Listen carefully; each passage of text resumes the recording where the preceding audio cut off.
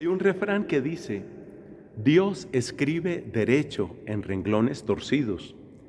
Y la primera lectura de hoy, que nos muestra cómo se dividió el pueblo de Dios entre el reino del norte y el reino del sur.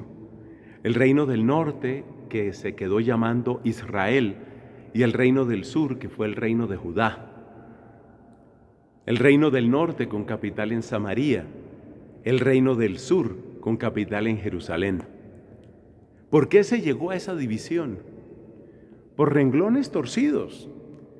Renglones torcidos que no empezaron en el pasaje que se lee hoy en la misa, sino que empezaron en la corrupción del corazón de Salomón.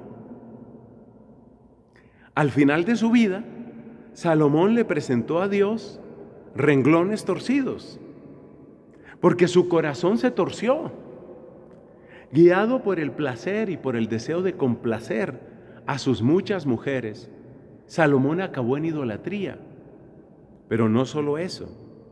La vida lujosa, que podía verse como un éxito de Salomón, así lo vio, por ejemplo, la reina de Sabá, esa vida exitosa y lujosa, que repito, puede verse como motivo de admiración, pues es el peor ambiente para criar hijos.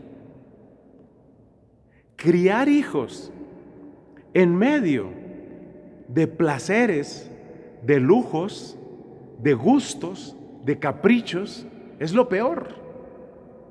Entonces el gran sabio, el tremendo sabio Salomón, no supo educar a su hijo, que se llamó Roboam y que heredó el trono.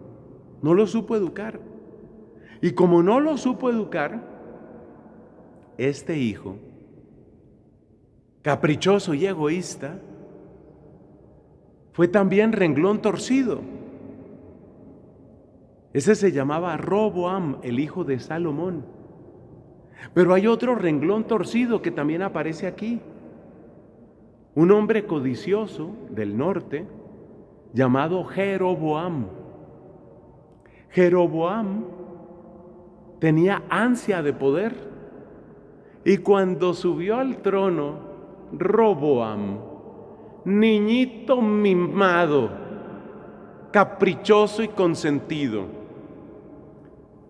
Jeroboam sabía que no era sino dar un empujoncito y caía en la trampa, y cayó en la trampa. Efectivamente, fueron a pedirle a Roboam que bajara un poco los impuestos.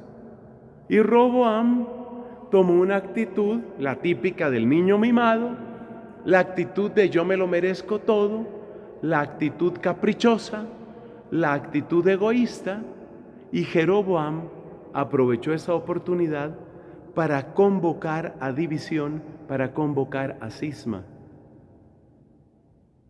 Entonces fíjate que hay tres grandes pecadores y pecados que intervienen en esto.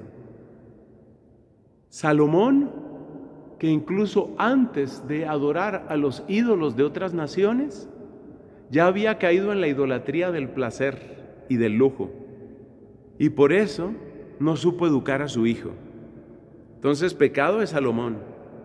Luego, pecado de Roboam, el niñito mimado, el caprichoso, el que solo piensa en sí mismo. Y luego, la codicia de Jeroboam. Lo impresionante es pensar que en medio de esta historia, que es la historia del rebote del pecado entre unos y otros, como una pelota asquerosa que se van pasando unos a otros, así es el pecado, pululando, repartiéndose entre los seres humanos. Pero en medio de esa miseria, Dios el Señor va sacando adelante su plan.